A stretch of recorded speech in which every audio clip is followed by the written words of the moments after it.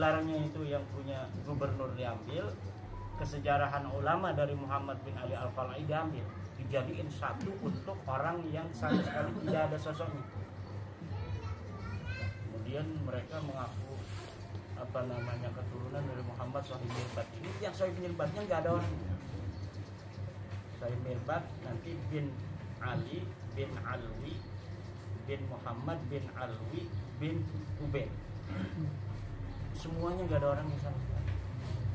Nanti di tahun 732 seorang sejarawan namanya Bahauddin Al-Jibbar As-Suluk di situ menerangkan tentang Ba'alawi. Jadi di Yaman itu ada keluarga namanya Ba'alwi Bani Jati. Nama Ba'alwinya dapat nyuri dari situ. Nah nanti di abad 9 dia katakan bahwa keluarga kami itu namanya keluarga Ba'alwi. Padahal Ba'alwi ini adalah orang lain. Itu namanya keluarga Syarif Abdul Jadid. Abdul Jadid ini seorang muhaddits. Nanti di abad 9 mereka katakan saya keturunan dari Abu Alwi ini. Yang ditulis itu hanya namanya Jadid bin Abdullah.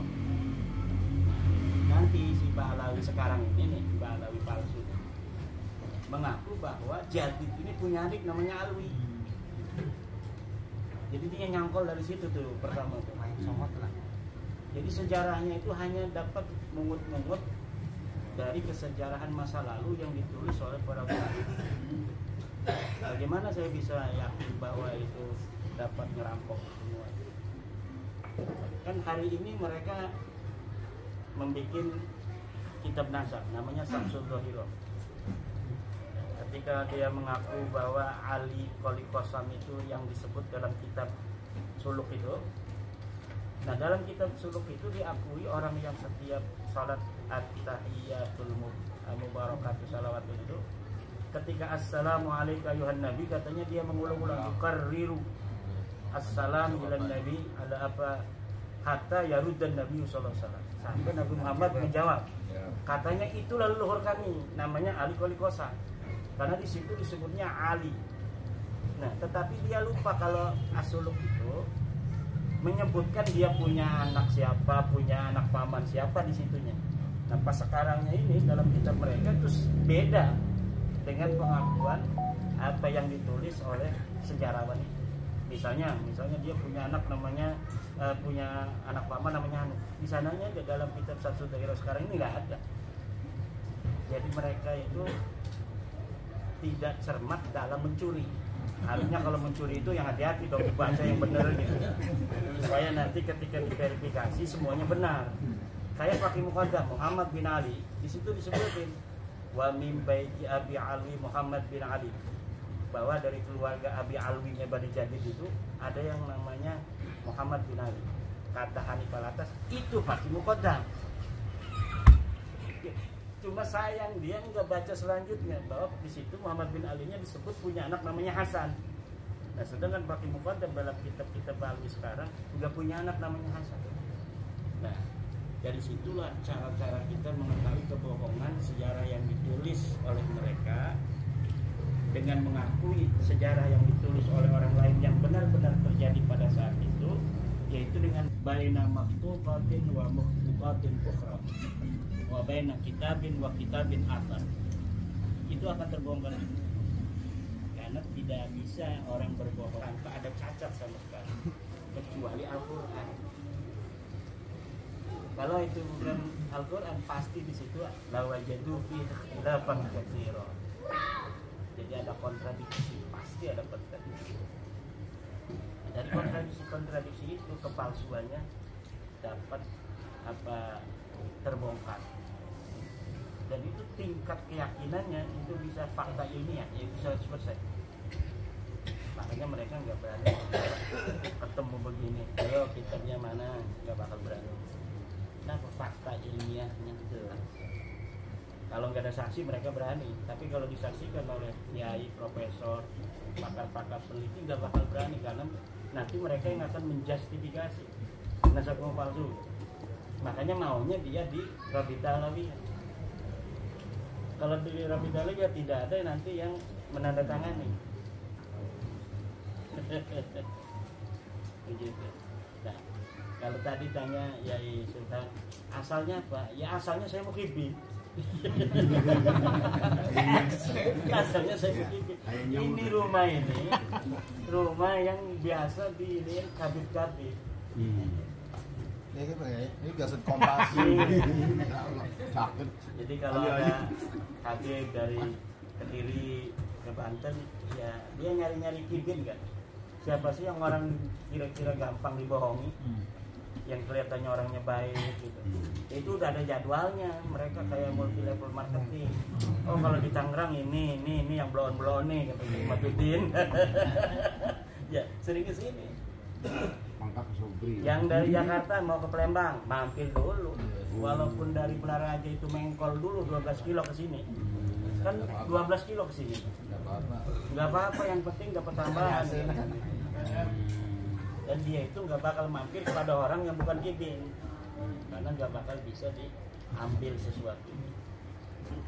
Dari situlah, karena kita ini marhaba kepada Rasul dari kecil kan.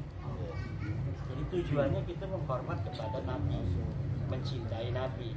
Mudah-mudahan ada barokah kan. Dan begitu dengan menghormati keturunannya. Tetapi ternyata kok lama-lama kayaknya bukan ini orang-orang. Terutama ketika melihat video-video dia berani nampar kiai. Kan kiai-kiai Jawa Timur itu yang keturunan Wali Songo kadang pakai Habib juga dia.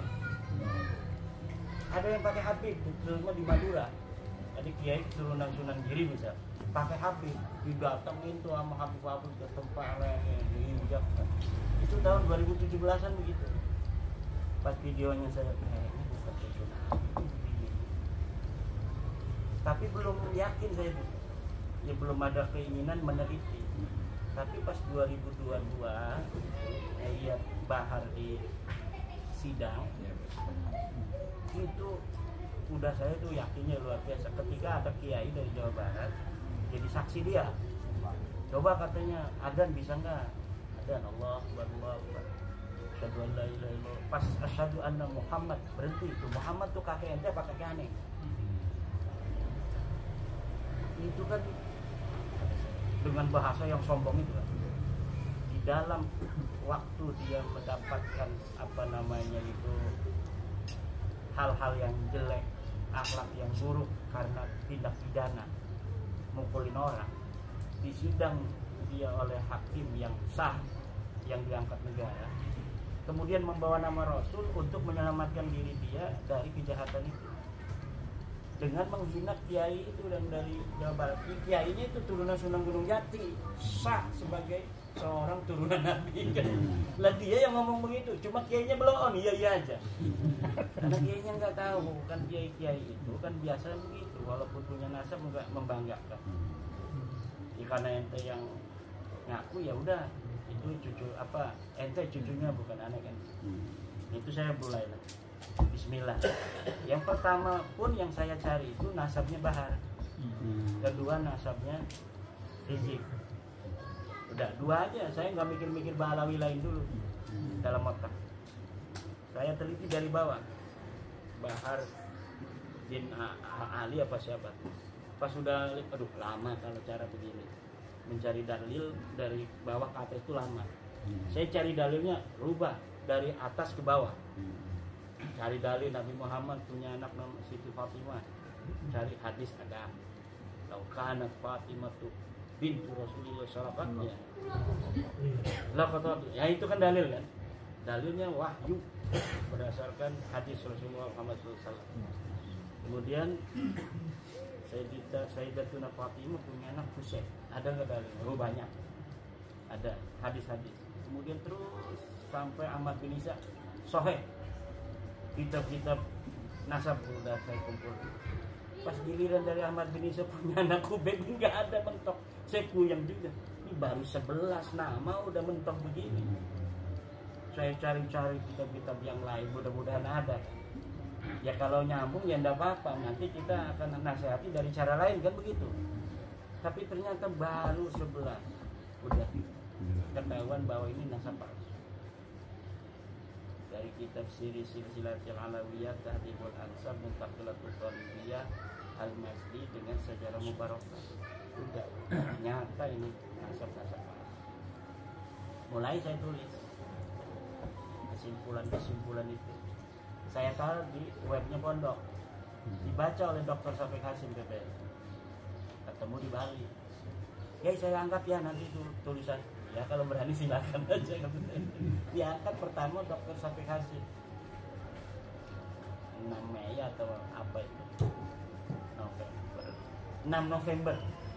Karena waktu nulisnya Oktober tanggal 13 saya masih ingat. Ini oleh Dr. Syafiq Hasim. Belum ada yang merespon dari masyarakat. Kalau Robita langsung merespon. Dia bikin tanggapan 1 lembar, kitabnya Al-Musajjar Al-Kasaf. Dia bilang ini abad ke-5, padahal itu abad ke-10. Bohong dia. Dia bikin jilidnya jilid abad ke-5. Itu Robita lagi. Jilid di abad ke-5, Amiduddin An-Najafi.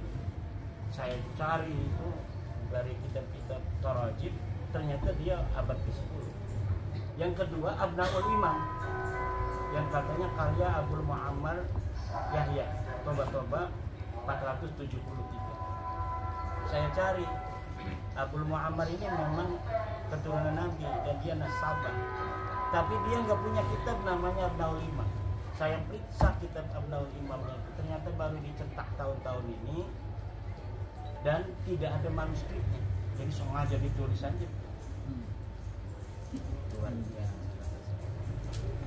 Nah, itu apa dari Rabita Alawiyah, dan suratnya itu saya masih pegang.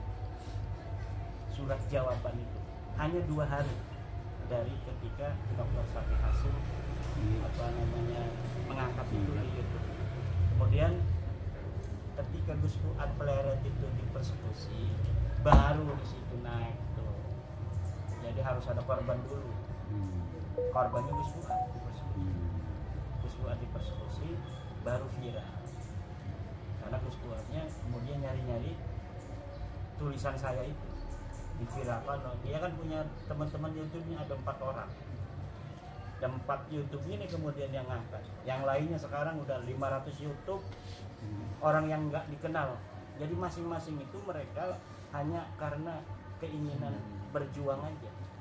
Tidak ada yang itu saling kenal mengenal. Hanya beberapa yang kita kenal. Jadi luar biasa gerakan rakyat yang dimulai oleh kesadaran kolektif. Jadi nggak ada kaitan tuduhan-tuduhan ini juga orang. Orang-orang itu berkumpul dari jenderal setelah mereka setuju secara pribadi. Ini saya setuju dengan ini ilmiah. Saya baca referensinya, cari ada. Gitu. Akhirnya mereka sama. Jadi bukan mereka itu memanfaatkan kita yang memanfaatkan mereka karena kesadaran mereka. Karena mereka mau berjuang bersama kita. Kemarin ada DPR RI juga mantan Kipin Habib Lutfi. Aduh Kiai, saya ini jangankan Habib yang benar, yang stres saja udah pernah ke rumah saya. Bahkan yang mahal itu yang stres 100 juta bayar. Jadi yang stres ini anak buahnya dulu datang. Ini rumah bapak DPR akan mendapat barokah. Bermimpi bahwa harus ke rumahnya bapak DPR. Padahal bohong. Jadi tapi katanya syaratnya harus nyiapin uang 100 juta. Uang saya. Ya, di DPR yang ngomong ke saya. DPR pakai arloji nih yang mahal itu kelihatan buat Habib boleh ya. Rolex yang asli itu kan bukan kaleng-kaleng. Kalau Rolex kita itu kan Rolex yang 300 mobil Alphard ambil barokah kan. Ada bupati itu di Lampung HIS pertamanya yang itu. HIS enggak kayak Alphard kan, tapi kalau sudah dimodif itu modifnya aja 600 juta. Ngejemput dia mau ceramah di Lampung. Pas ngejemput ngomong, ini mobil bagus, boleh buat aku. Wah, ambil. Beberapa bulan lagi diundang lagi di sana. Dia pengen dapat barokah lagi bupati ini. Jemput lagi ke bandara. Pakainya udah beda kan? Orang itunya udah diambil. Alfa. Diminta lagi ya. Diminta lagi. Nah ini pas diminta lagi dia kasihin, tapi dianya dia marah-marahin sama istri. Habis marahnya. Akhirnya curhat kepada ketua PWI Lampung. Sadar sekarang. Ya sadarnya setelah miliaran itu. Nah, kalau model kita kan setelah ratusan ribu aja. Karena nggak punya duit. Saya sering pas di sekolah Korea minta 12 juta mau pergi ke Maroko. Atas Maroko 12 juta loh. Anak saya baru berangkat 8 juta.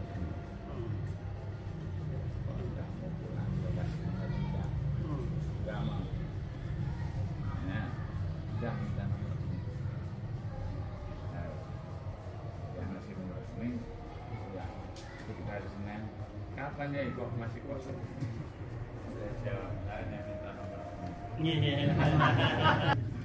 Tapi 5 juta sih Di bawah.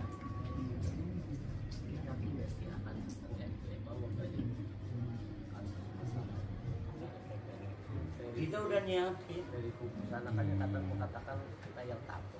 Ya.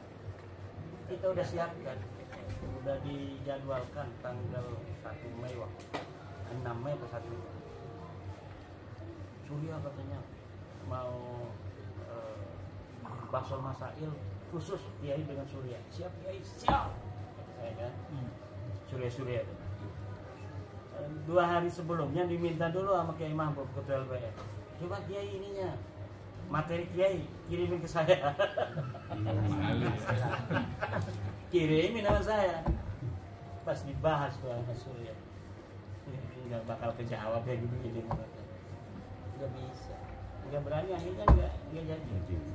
Ada Surya yang masih beberapa orang yang kibin itu. Tapi 99% dari seluruh pengurus itu setuju kan penelitian saya. Cuma penakut aja, nggak mau menanggung resiko, atau memang kebijaksanaan ya, karena takut dibawa itu. Kalau PBNU dulu kan yang ngomong, nanti dibawa belum bisa kacau. Cuma ya kita hormati aja, masing-masing punya pemikiran, dan kita kan mempunyai sebuah keyakinan kulo yajri bi ajali musamma itu, bahwa semua juga itu proses-proses itu kan sudah ditentukan juga sama Allah. Nah itu kan yang terbaik mungkin untuk saat ini. Makanya saya itu nggak pernah ngomong jelek tentang Rais Am kita, walaupun Rais Am itu belum setuju lah dengan penelitian saya itu, cara-caranya mungkin. Kalau isinya mungkin setuju, tapi caranya gitu, saya terus ngomong-ngomong masalah ini di depan publik itu nggak setuju. Saya tidak pernah ngomong jelek tentang beliau, karena mungkin ini adalah cara Allah agar masalah Nasabalawi ini mulus dengan seorang Rais Am seperti beliau, dengan ketum seperti Gus Yahya ini, dengan muter-muter kalau ngomong kan nggak bisa dipahami orang tuh, saking takutnya itu mungkin yang terbaik. Kalau kayak Kiai Said orang pemberani begitu, kalau setuju dia bela, kalau nggak setuju bisa jadi kita langsung dihabisin karena pemberani. Orang Cirebon ngomong langsung kan, bisa jadi nggak kayak begini kesadaran orang. Belum apa-apa dia baca udah nggak setuju dulu, ngomong nanti. Nah, ini mungkin yang terbaik. Kita punya Rais Am Kiai Miftah, kita punya ketumnya Gus Yahya, ini mungkin yang terbaik untuk berbangsa ini. Rais Amnya begitu, tapi belum pernah ngomong bahwa penelitian saya salah kan, cuma cara-cara saya ini. Kemudian Gus Yahya kalau ditanya muter-muter kemana, kadang ngebela kita kelihatan, kadang ngebela sana kelihatan. Nah itu mungkin yang terbaik untuk masyarakat NU, warga NU khususnya, agar terbebas dari belenggu Pahlawi ini. Itu saya punya keyakinan. Teman-teman kita kayak Ki Syarif Tegal, kalau ngomong ya Allah kata saya, yang kena kan nanti kita sebagai warga NU kan enggak inilah, masa kita ributnya dengan saudara. Kalau kita pengen niatnya memerdekakan warga NU, kemudian malah kita sibuk dengan NU sesama NU sendiri. Yang saya apa Pak? Ya. Kesempatan ini. Ini tesis jenengan kan berdampak positif. Iya. Nazar mereka itu terbongkar ternyata terputus dan akhlak yang sama sekali jauh dari akhlak Rasul juga makin terbongkar, dan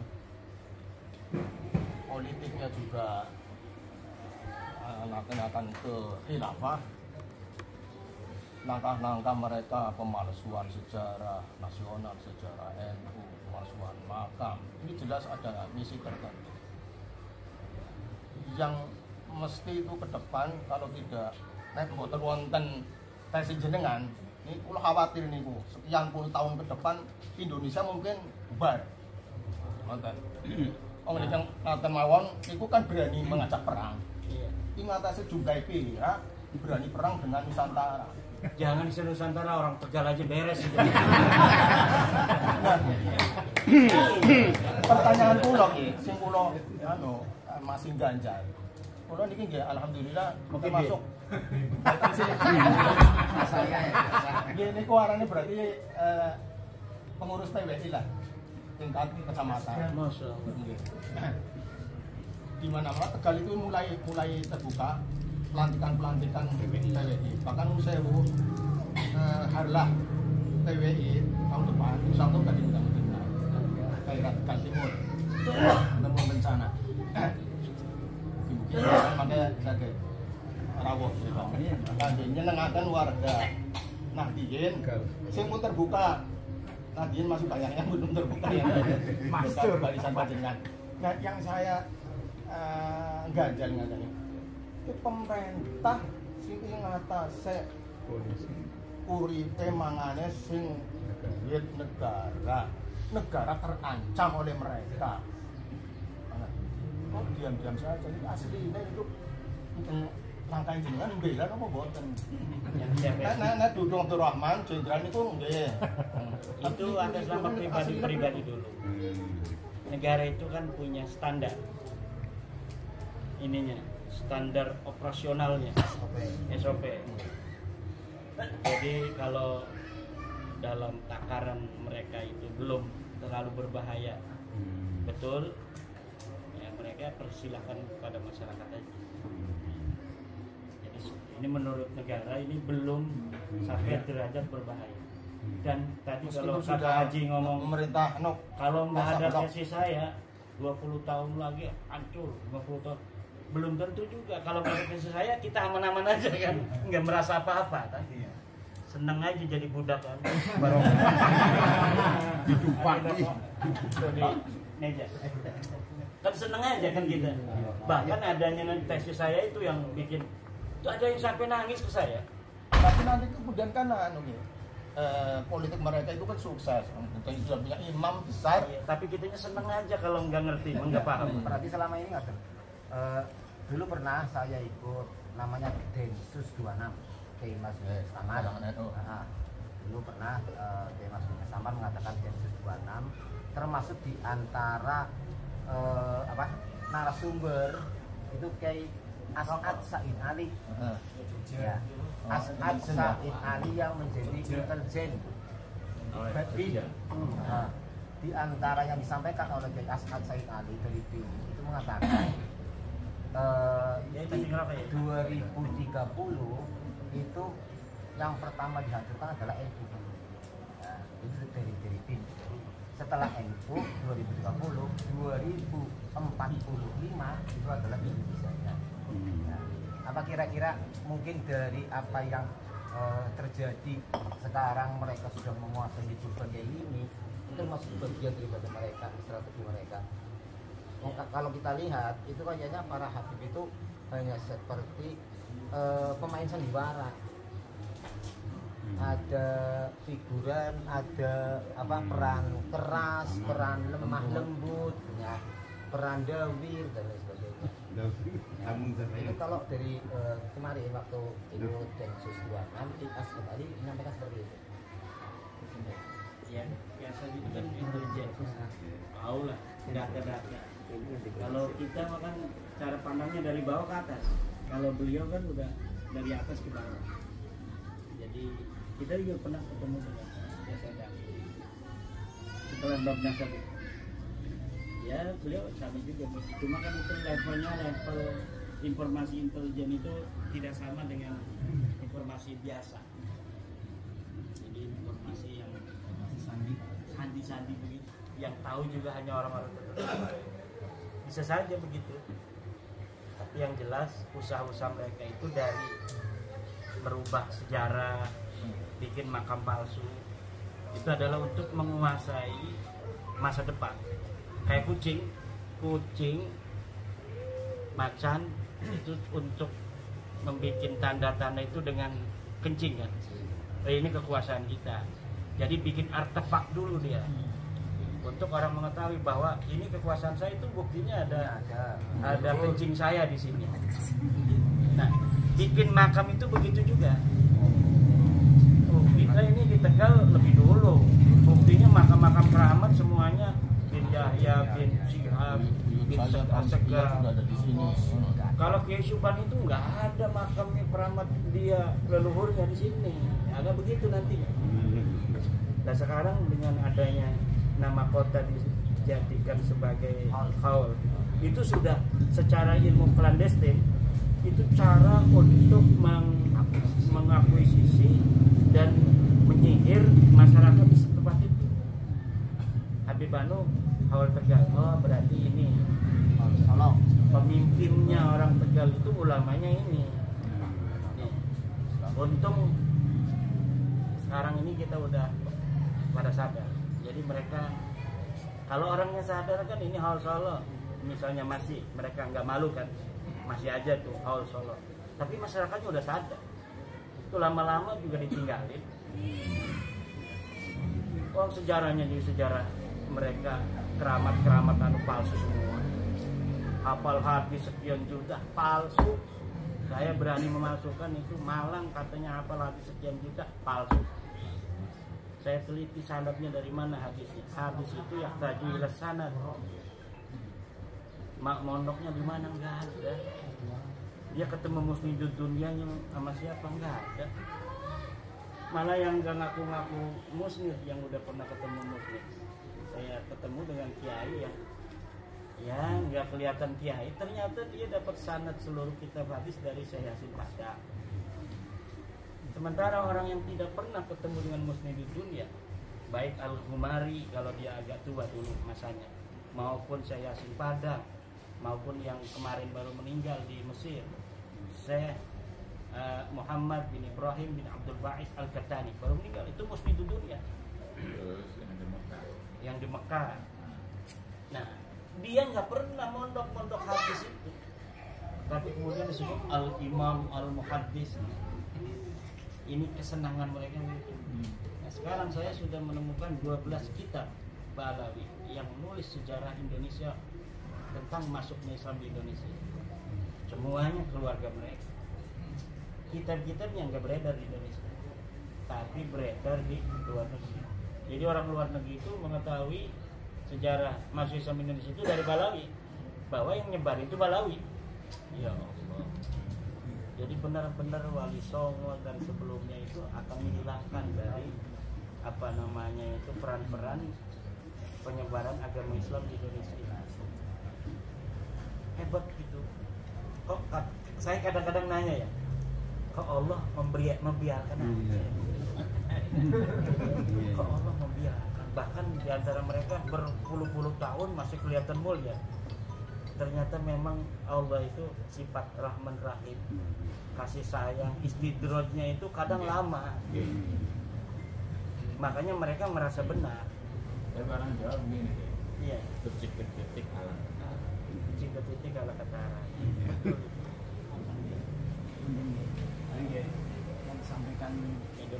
yang disampaikan jenengan banyak yang muafak termasuk pengurus-pengurus Nahdlatul Ulama. Iya.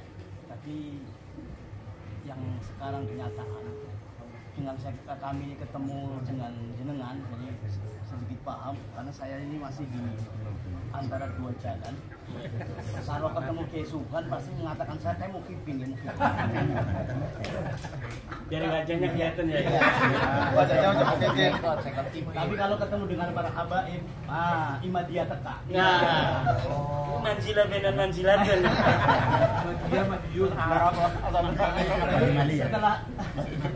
Setelah ketemu dengan Pak Kiai Imad, jadi kita melihat yang jam 2 ini dikit tapi masya Allah. Ya, cuman yang kami sesalkan, apakah ini tidak akan menjadikan proyek silaturahmi khususnya Nahdien dengan ngapunten dengan munculnya seperti yang aku bilang bentuk seperti Kiai Syarif tanpa sepengetahuan jenengan. Nah, itu yang bahasa kasar seperti dobol dan sebagainya kan sama dengan mereka kalau begitu. Iya.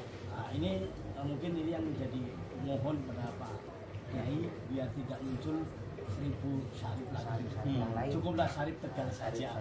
Karena itu akan bikin panas daripada Nahdien. Ya, itu udah 2 kali dia salah langkah. Satu di Demak. Berani datang ke PCNU Demak. Mempertanyakan kan, kenapa Banser apa-apa itu tidak boleh datang atau tidak boleh masuk PWI kan? Apa masuknya? Waduh, kata saya, tidak boleh begitu kita kepada Banser, kepada NU. Saya ini Banser nggak lulus, ikut di Klaksat tapi nggak lulus dulu, nggak kuat Yai. Oh, Busabullah. Nah, maka ketika Kiai Sarifudin begitu, saya, kenapa Yai gitu? Ya kita tugasnya adalah kan untuk membela NU. Dia tidak sesuai dengan bahasa. Wah, kata saya kan perspektif itu namanya. Tidak boleh begitu. Kemarin lagi kita langsung bikin klarifikasi kan, bahwa Kiai Sarifudin yang dikatakan tentang Islam itu tidak mewakili PWI. Karena dia tidak dapat surat mandat dari PWI untuk datang. Memang dia pengurus pusat. Bahkan dulu dia pendiri, tapi pendiri pertama udah bubar. Sekarang mah ininya baru, apa namanya, akte notaris baru sekarang. Akte notaris baru karena pendiri pertama itu Tengku Khori, Isale udah keluar semua. Sarifudin Gus Abbas. Nah, itu yang mau ditanyakan itu juga. Iya. Kenapa Sang Khori begitu, Kiai? Ya nggak tahu juga saya. Lah orang macam-macam itu. Tapi kalau saya tebak-tebak ya, saya nggak tahu juga artinya dia. Itu gara-gara tes DNA. Tes DNA-nya melenceng kan dia. Sedangkan kalau saya itu kan setuju tes DNA. Bahwa kalau yang ngaku turunan garis laki kepada Rasulullah harus dia satu. Dia ngaku turunan Rasulullah kan garis laki. Tapi L itu Bangladesh. Rohingya. Burma. Memang iya ya. Mungkin gara-gara itu, mungkin ya, tapi nggak bisa nebak. Yang jelas kalau saya orang yang pernah ngobrol begini, ngopi, nggak mau saya jelekkan, walaupun dia menjelekkan kita.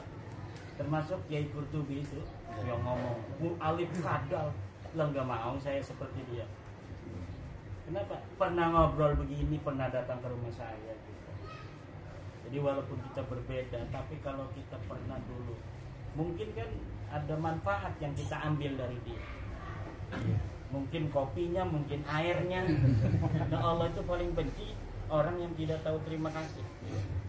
Orang yang pernah memberi manfaat pada kita, kemudian kita caci maki. Nah itu kalau saya nggak bisa. Makanya ya biarin aja orang mau bersikap kepada kita, tergantung daripada cara dia apa memaknai kehidupan, memaknai pertemanan. Orang dia pernah bareng dengan kita kan, naik mobil. Ya, tentunya ada aja mungkin dia memberi manfaat pada saya memberi manfaat pada dia. Yang jelas kalau saya tidak mau mengungkit-ungkit dari kebaikan yang pernah saya berikan, ya, walaupun dia ngejelek-jelekin itu Kiai Imat kalau ngajak saya paling ngasih sepatunya bisa buat beli terasi doang katanya. Biasa ada orang tanya apa sih manfaatnya? Kalau manfaat saya kurang tahu, maslahatnya. Iya. Apa manfaatnya kayak? Tidak ada jawab itu saya. Kiai Anik Muhammad ketemu saya. Ngobrol saya Gus Solil dengan Kiai Anik.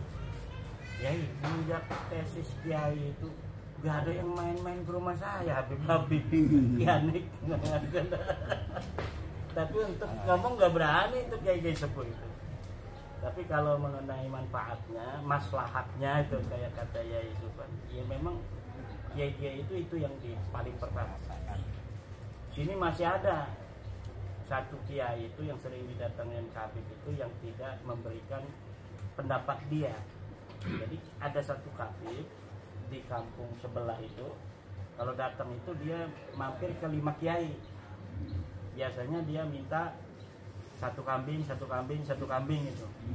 Nah yang lain udah pada sadar, jadi datangin saya mau ikut Kiai Imat gitu. Jadi nggak berani minta. Nah masih ada satu namanya Kiai Usman, dia nggak ngomong kalau saya ikut Kiai Imat.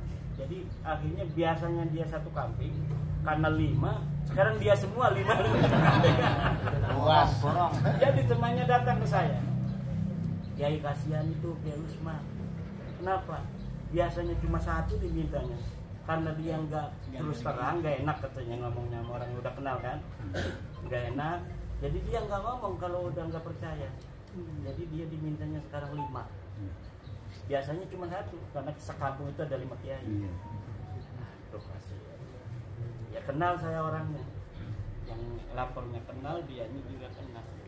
Ya, jadi itu yang dirasakan oleh kiai itu sampai ada Kalimantan. Kalau dulu di Kalimantan itu kalau ada Habib udah, kalau nggak ngasih takut walak ya. Sekarang mah dia nih sekarang walaupun kelihatan masih muhibin, orangnya terkenal sekali, sering ceramah. Saya nggak mau sebut namanya karena lingkungannya lingkungan kibir. Dia pernah ngebel ke saya. Sekarang mah kalau ada Habib kelihatan, udah saya katanya dari belakang aja kabur. Pernah pas dia pulang ke rumah, udah ada di ini, dia ngerangkak katanya supaya nggak kelihatan. Gara-gara nggak enak kalau nggak punya uang atau dia nggak mau ngasih, tapi ketemu, lebih baik nggak ketemu.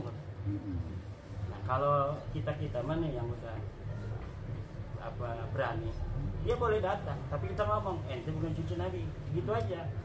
Dia nggak bakal berani apa-apa. Kalau uang tuh dia yang sedikit gimana? Kita jangan sama berarti saya ini akan ngasih tapi tetap ngasih. Payah orang menelas akan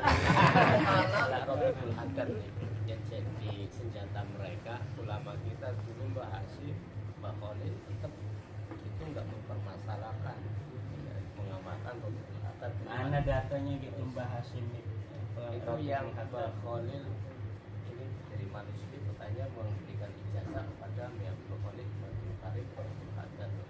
Kemudian untuk saat ini juga yang dipermasalahkan kata Rais PBNU, ulama saat dunia saja sudah tidak mempermasalahkan bahwa Mbak Alawi tetap adalah pimpinan salah kalau sedunia. Buktinya saya kan masih di dunia enggak. Iya kan iya. Sebenarnya kalau sekarang di sensus ulama-ulama itu banyakan mana yang percaya enggak? 90% udah nggak percaya. Yang masih duduk sama Habib jadi mukibin pun artinya nggak percaya. Cuma ada keterkaitan yang dia nggak bisa ngomong begitu. Kayak Abu Thalib lah, zaman dulu itu. Abu Thalib kepada Nabi gitu. Iya, nggak enak. saya pribadi itu Ya tinggalin aja, udah jelas. Kalau dulu ya itu zamannya Mbah Hasim, zaman Mbah Khalil memberikan ijazah ke Iya. Mbah Abdul Karim. Iya, artinya kan ijazah itu bisa dilakukan, bisa tidak. Zamannya itu belum ketahuan orangnya tukang bohong, yang dibaca wiridan yang benar, yang enggak apa-apa waktu itu. Kalau sekarang nanti sanadnya ini kita apa melayang-layang nggak ada orang. Kenapa sekarang ini kita hebat bisa mengalahkan Balawi? Udah kalah di Balawi. Karena kita tawasulnya pada Syekh Abdul Qadir Jailani. Orangnya jelas ada barokahnya pada masanya ngajar ngaji. Mereka pada pakai muqaddam yang nggak ada orangnya. Iya, kita minta bantuan ya Syekh Abdul Qadir Jailani. Langsung Syekh Abdul Qadir siap. Barang kata dia, pakai muqaddam. Ya dong. siap. Ya salah udah dia. Nah orang kita minta. Tapi ada kayak Habib, ya ada yang kita. Ya Subhan itu imannya sudah terpegal dengan iman. Ini ngomong ya. Iya. Saya ini kan dari kampung ya, banyak kiai-kiai yang di desa-desa yang sudah dulu ngajari orang-orang, tapi harganya lebih rendah dibanding mereka itu sekarang. Ini karena hari ini saya pribadi mendapatkan ilmu yang lebih jelas, walaupun kemarin ya sudah jelas, tapi ini lebih jelas karena langsung dari sumber-sumber. Bagaimana dengan agar tidak terlalu lambat, ada sistem apa memang dari kiai apa dari mana, bahwa kiai-kiai pondok itu ada 1-2 yang istilahnya diberi ada waktu apa bentuk seminar kecil-kecilan atau gimana, sehingga mereka itu rasa tanggung jawab dari pesantrennya itu sendiri nanti untuk bisa mengedukasi kepada murid-muridnya, intinya kepada santri-santrinya. Karena sebenarnya seperti yang disampaikan oleh Bapak itu, Pak Kiai, tadi masih banyak kiai-kiai di kampung-kampung itu katakanlah masih bahlul dalam hal ini. Iya. Sehingga kalau memang itu ya memang yang ditulis itu sudah jelas, cuma kan mereka tidak semua itu memiliki dan tidak mau membaca. Jadi biasanya gini, saya yang orang yang di desa, saya sebagai santri atau kiai kecil itu akan makmum kepada guru saya, sedangkan guru saya itu biasanya karena doktrin kami dulu itu Solo nggak usah banyak-banyak ngaji, kiai-kiai terlalu banyak biar tidak bingung, sehingga akhirnya kan kadang-kadang gurunya cuma satu. Nah guru satu itu guru yang mendoktrin, kan malah repot lagi gitu. Iya. Maka yang dari kata itu ada sistem, istilahnya ada seminar, pencerahan bentuk apa itu, sehingga insya Allah akan cepat untuk masuk ke kampung-kampung. Iya. Itu yang pertama. Yang kedua tadi sebagaimana yang disampaikan oleh Ustadz ini apa tentang Rotibul Haddad, saya memang apal malah itu. Rotibul Haddad, Sakron dan sebagainya. Iya. Tapi setelah informasinya kok seperti ini tidak tersambung kemana, sehingga iya saya malah sementara karena Rotibul Haddad itu katanya yang menyusun adalah ulama besar Imam Rifai, saya malah tambah ila ruhi Imam Rifai wa usnihim wa uburihim. Saya tinggal. Ya, tapi kan saya akan menyampaikan kepada keluarga teman-teman, pakai mudah dihapus saja kan nggak enak, karena memang kan begitu. Nah itu saya mohon Rotibul Haddad itu kalau memang jelas bahwa itu dari Imam Rifai, coba disusun Imam Rifai dan siapa terus bisa kami ini insya Allah akan terima itu. Masa saya lebih senang karena memang ada muasir yang tersambung kepada sana. Nah, begitu. Iya, ada Kemudian lagi ini kitab Sulamut Taufik saya juga kaget karena dari Ploso itu Kiai menyatakan bahwa kalau tidak percaya maka sanadnya tidak nyambung karena Sulamut Taufik yang ngarang adalah Balawi. Ternyata kok tidak. Itu mohon disusun lagi dan sebagainya yang lebih jelas. Jadi kami punya pegangan untuk pencerahan. Iya. Kemudian Sulamut Taufik itu di sana kalau ada orang halal muharraman atau haram halalan itu murtad. Tapi ternyata yang halal diharamkan. Contoh ada seorang laki-laki yang bukan mereka jiwa dengan muhibbahnya mereka itu hukumnya haram, nikahnya tidak sah, amal ibadahnya itu tidak akan diterima dan harus wajib mengembalikan keperawanannya. Apa itu tidak tergolong kalau menurut Sulam Taufik ini? Apa tidak berarti halal haram muhalalan? Berarti kalau begitu rijah itu saya murtad ya. Saya kadang-kadang murtad aja dengan teman-temannya ragu juga barangkali kiai-kiai tidak apa-apa. Nah itu makanya itu perlu juga disusun lagi kitanya juga. Terima kasih. Sama persis. Isinya sudah pertama sama. Dan Abdullah Alawi Al-Haddad itu Alawi. Jadi orang yang sejarahnya direbut juga. Karena Al-Haddad itu ada Al-Yafi'i di Tarim itu. Ada Ba'alawi.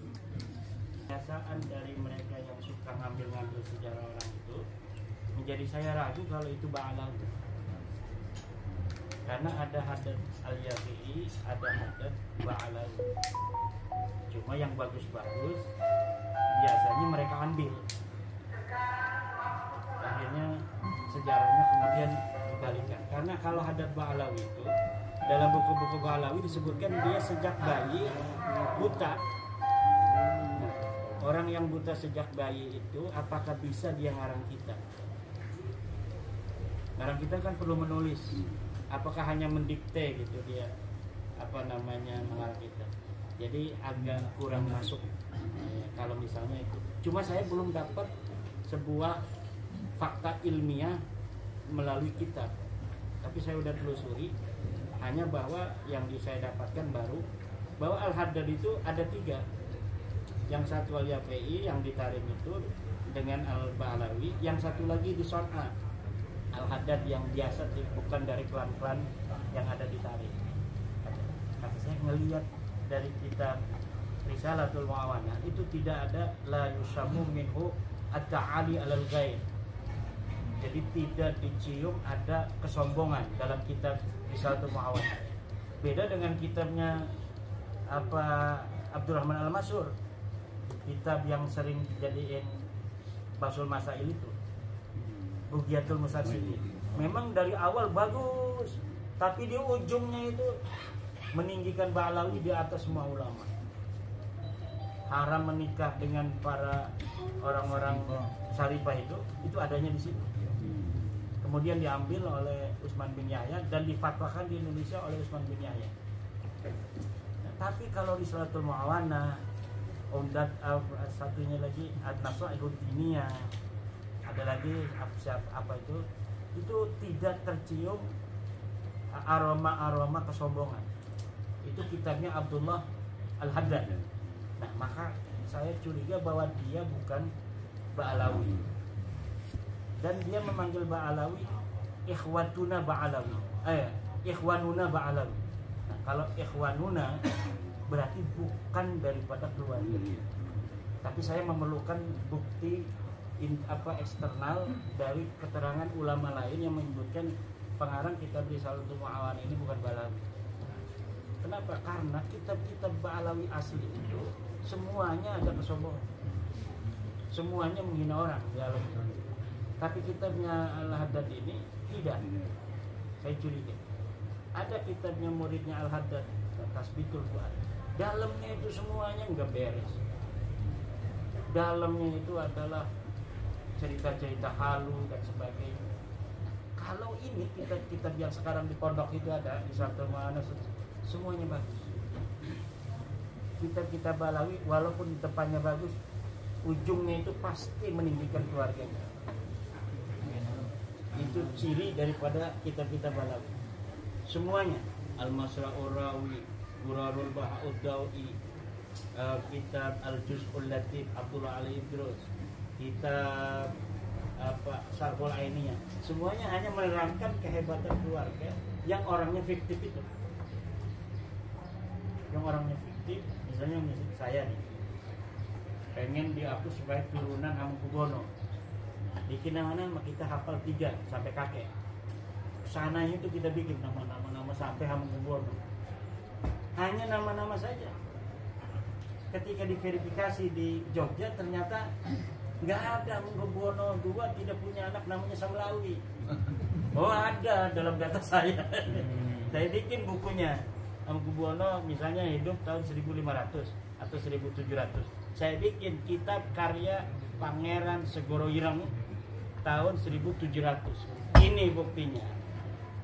Tapi tidak sesuai dengan kitab-kitab lain 1700 yang mengatakan Hamengkubuwono ini nggak punya anak namanya Samlawi. Terserah. Pas dites DNA sama Sultan Hamengkubuwono, saya dengan Sultan Hamengkubuwono, DNA-nya beda. Ya udah, ini Balawi ini DNA-nya udah jelas. Jangankan dia ini orang keturunan Nabi, orang Arab begitu. Itu yang paling kuat secara penelitian modern. Tapi bagi para kiai itu harus ada dalil kitab nasab.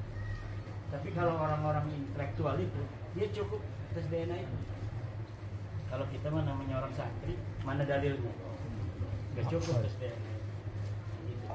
Memang penting konsep untuk menentukan nasab dalam ada turut isbatin nasab. Pertama itu adalah salah satu sih Pak Yai Arigo sering berikan kepada audiens iya. Apa saja yang bisa menentukan pembentukan nasab. Iya, satu kan dengan Mereka rik'ah. Rik'ah itu kita. Yang kedua adalah syahadah. Gak mungkin kalau syahadah, karena kita harus mencari orang yang ada di abad 4 ya, yang menjadi saksi betul apa tidak Ubaid ini anaknya Ahmad. Itu gak mungkin konsep syahadah. Ikrarnya Ahmad bin Isa, harus ada kitab Ahmad bin Isa yang ditulis bahwa saya punya anak 4, Muhammad Ali Husain tambah Ubaid. Nggak ada kitabnya Ahmad bin Isa itu. Kemudian, nah ini nggak bisa di ini nih.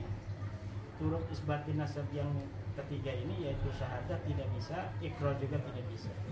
Nah, yang keempat adalah bi tarik al-biologiyah, cara biologi. Ini diikuti oleh ulama-ulama nasab Timur Tengah sekarang, termasuk Khalil bin Ibrahim. Tapi tidak diikuti oleh ulama-ulama masa lalu, kan tidak ada. Nah sekarang ini tarik al-biologiyah ini yang bisa dilakukan. Kalau sudah di atas DNA-nya J1, tinggal diteliti nasabnya. Kalau tes DNA-nya sudah G, nggak perlu diteliti nasabnya, pasti dia dapat nuri dulunya. Nih, Syekh Tegal, siapa namanya? Keturunannya semua orang Tegal itu ujungnya satu misalnya. Ketika sudah diketahui DNA orang Tegal ini semuanya misalnya J1, tiba-tiba saya ngaku dari keluarga Tegal, pas dites DNA L, lah ini jelas bukan keturunan Syekh Tegal itu. Orang Tegal semuanya pada J1. Nah ini Balawi itu begitu. Turunan Nabi yang ada di Saudi, Al-Jammaj, Al-Amiri, Al-Abdali, Al-Syarif, Al-Auni, Al-Idrisi, itu semuanya udah tes DNA G1 semua. Hanya Balawi aja yang G ini. Turunan apa G itu? Yahudi. salah. Yahudi Askenazi. Askenazi itu artinya Yahudi yang ngaku-ngaku keturunan Nabi Yakub, tapi bukan turunan Nabi Yakub. Jadi dulu mereka ini orang yang tidak percaya kepada Tuhan. Nah, jadi orang Turki, Persia yang gak mau masuk Islam, gak mau masuk Kristen, dia hidup nomaden sampai ke Kaukasus. Bikin kerajaan di Kaukasus namanya Kerajaan Khazar. Wah, dia merasa aman di situ ratusan tahun di Khazar. Setelah itu terjadi perang antara Islam dan Kristen. Zaman Salahuddin Al-Ayyubi. Mereka, wah, kita ini ada di tengah, nanti kita jadi korban. Nah, Islam katanya menghormati Yahudi, Kristen menghormati Yahudi. Kita masuk Yahudi aja. Akhirnya mereka itu kerajaan Khazar, rajanya dan pemeluknya dan pengikutnya, rakyatnya masuk Yahudi. Bukan hanya masuk Yahudi supaya keren, dia ngaku keturunan Nabi Yakub. Kata orang-orang Yahudi, Nabi Yakub anaknya cuma 12. Kamu dari siapa? Saya dari anak ke-13. Coba lihat di internet, keturunan 13 Bani Israel. Itu suku Khazar itu. Nah, setelah tes DNA sekarang jadi ketahuan seluruh keturunan Yakub itu J1 sama dengan keturunan Nabi Muhammad. Sementara keturunan Khazar yang ada di Israel itu G juga. Jadi yang di Israel sekarang itu yang J1 cuma 10%. Yang keturunan asli daripada Nabi Yakub 10%. Nah, 11% G. Yang lainnya itu campur-campur orang-orang yang mengaku-ngaku keturunan Nabi Yakub. Jadi dari Nabi Yakub saja yang ngaku keturunan Nabi Yakub garis laki itu yang benar hanya 10%. Dari keturunan Nabi Muhammad yang ngaku-ngaku sebagai pancar laktu Nabi Muhammad, dari 100% juga paling hanya 10% yang benar. Jadi kalau ada orang dari Timur Tengah sekalipun ngaku-ngaku turunan Nabi itu bisa jadi bohong. Ciri-ciri turunan Nabi asli itu dia nggak pernah ngaku-ngaku turunan Nabi. Coba di Saudi kan orang sering tanya, lalu kiai keturunan Nabi asli itu marga apa? Saya cari-cari, mereka ya memang tidak membawa-bawa nama keturunan Nabi Al-Jammaz, tapi yang tahu itu hanya kerajaan. Dia digaji, kalau dapat humus dia digaji humus. Hanya keluarga Al-Jammaz, Al-Abadillah, Al-Amiri yang di Saudi. Jadi Raja Saudi itu ada dana khusus untuk turunan Nabi sampai sekarang. Balawi itu gak pernah dikasih, yang ada di Saudi segala macam. Said Alwi pun belum masuk karena beliau ini datang dari Maroko. Jadi bukan asli keturunan Nabi yang ada di Mekah. Said Alawi pun keturunan dari Maroko. Kemudian juga nggak dikasih, enggak diawasi. Diawasi bisa. Makanya ya kita harus hati-hati dalam masalah cucu Nabi ini. Bukan hanya di Indonesia. Paling banyak pemalsu itu Turki juga. Turki itu banyak ngaku cucu Nabi. Bahkan ada jurnalnya, jurnal cucu Nabi palsu. India, Pakistan paling banyak mengaku cucu Nabi palsu. Cuma mereka tidak seperti Balawi kalau marga lain, tidak dawin-dawin gitu. Hanya meningkatkan status saja. Tapi kalau Balawi ini di masyarakat pun dia memanfaatkan pengakuan itu untuk mendapatkan uang. Jadi ini yang kita hindari. Mudah-mudahan dengan terbongkarnya ini mereka pun sadar. Mereka sadar mau ngaji, mau bagus akhlaknya. Karena ada ajaran mereka itu yang walaupun berdosa mereka akan pasti masuk surga. Bahkan itu di catatan Rabita Alawiyah dan kiriman ke saya. Jadi Rabita itu bikin catatan ke Absahan Nasabalawi itu sebelum ada buku ini, ngirim ke saya bahwa anti ya Fatimatu wa wulduki fil jannah, kamu dan keturunanmu ada dalam surga. Itu ada hadisnya yang ini oleh Rabita Alawiyah. Jadi doktrin ini walaupun hadisnya hadis yang dhaif sekali, itu didoktrinkan kepada anak-anak itu, sehingga mereka mabuk pun nggak takut. Jina 31 kemarin kayak Ali Idrus itu enggak takut. Karena dia yakin masuk surga. Yakin ya, karena ada doktrinnya dari Rabi Ta'alawiyah itu. Pasti masuk. Pasti masuk sel. Udah kemarin masuk sel. Iya.